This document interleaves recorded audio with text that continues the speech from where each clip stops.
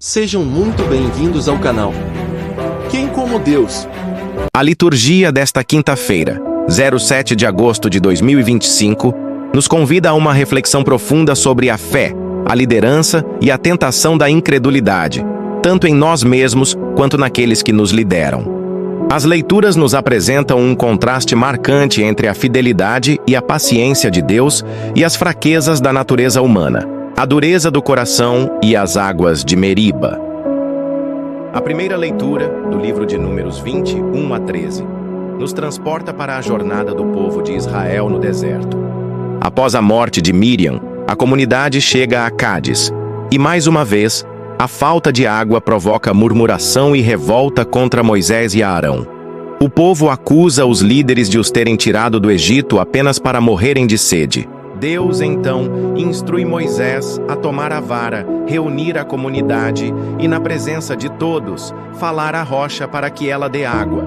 O que se segue é um momento crucial e trágico na vida de Moisés e Arão. Irritado pela murmuração do povo e talvez pela sua própria fadiga, Moisés age de forma impetuosa. Em vez de apenas falar à rocha, como Deus havia ordenado, ele a golpeia 2 vezes com a sua vara e profere: "Ouvi, rebeldes, será que desta rocha havemos de fazer sair água para vós?"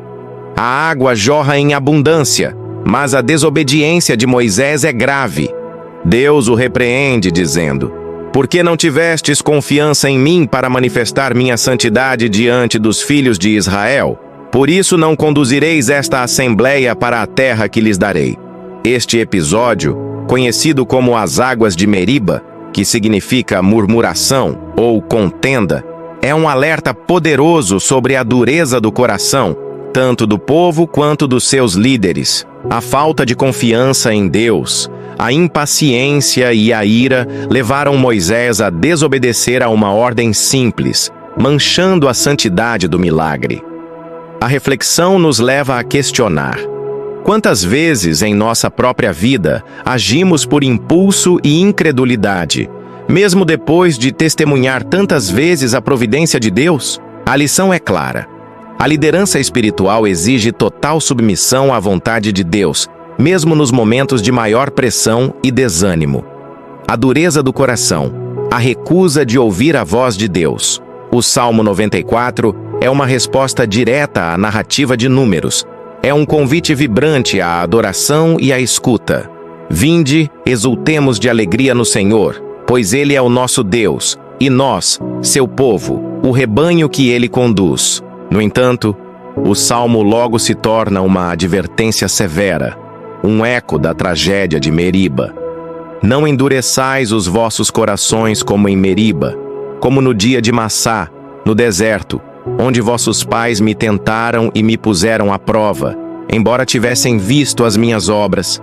Este salmo nos convida à humildade e à docilidade. Ele nos lembra que a falta de fé não é apenas um erro. É um endurecimento do coração que nos impede de ouvir a voz de Deus. A história de Meriba serve de espelho para nós, um lembrete de que, mesmo com todas as obras de Deus diante de nossos olhos, podemos ceder à dúvida, ao medo e à revolta. A oração do salmista nos exorta a uma atitude de constante abertura ao Senhor, a buscar sua face e a não repetir os erros do passado. A pedra e a rocha, a confissão de Pedro e a tentação de Satanás. O Evangelho de Mateus, 16, 13 e 23, nos apresenta um dos momentos mais solenes e contrastantes do ministério de Jesus. Em Cesareia de Filipe, Jesus questiona os discípulos sobre sua identidade. Primeiro sobre o que os homens dizem, e depois: "E vós, quem dizeis que eu sou?" A resposta de Simão Pedro é monumental: "Tu és o Messias, o Filho do Deus vivo." Jesus o declara bem-aventurado, pois essa revelação veio do Pai, e lhe confia uma nova identidade e missão. "Tu és Pedro, e sobre esta pedra edificarei a minha igreja. Dar-te-ei as chaves do reino dos céus." No entanto, o Evangelho não termina aqui. Imediatamente após essa sublime confissão, Jesus começa a falar do seu sofrimento e morte iminente. Pedro, incapaz de aceitar a lógica do serviço e do sacrifício, Repreende Jesus. Deus não permita, Senhor, que isso nunca te aconteça. A resposta de Jesus é chocante. Afasta-te de mim, Satanás. Tu és para mim uma pedra de tropeço, porque não pensas as coisas de Deus, mas as dos homens. Este evangelho é uma lição poderosa sobre a natureza da fé e da liderança. Pedro é, ao mesmo tempo, a pedra, sobre a qual a igreja será edificada e uma pedra de tropeço para o próprio Jesus. Sua fé é autêntica e divinamente inspirada, mas sua humanidade ainda é frágil e sujeita à tentação de Satanás, que o tenta a buscar um Messias poderoso e glorioso, e não o Messias servo sofredor. A resposta de Jesus nos mostra a distinção entre a vontade de Deus e a vontade humana. A tentação de Satanás é sempre nos fazer pensar como os homens, buscando a glória terrena e a facilidade, em vez de abraçar a cruz. A liturgia de hoje nos convida a um exame de consciência sobre a nossa fé e a nossa docilidade à vontade de Deus. O episódio de Moisés em Meriba nos alerta sobre o perigo da impaciência e da incredulidade que pode manchar a nossa ação, mesmo quando buscamos o bem.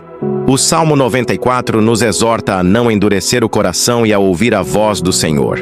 E, finalmente, o Evangelho de Mateus nos revela a dualidade da fé humana, capaz das mais sublimes confissões, mas também sujeita à tentação de Satanás de fugir da cruz.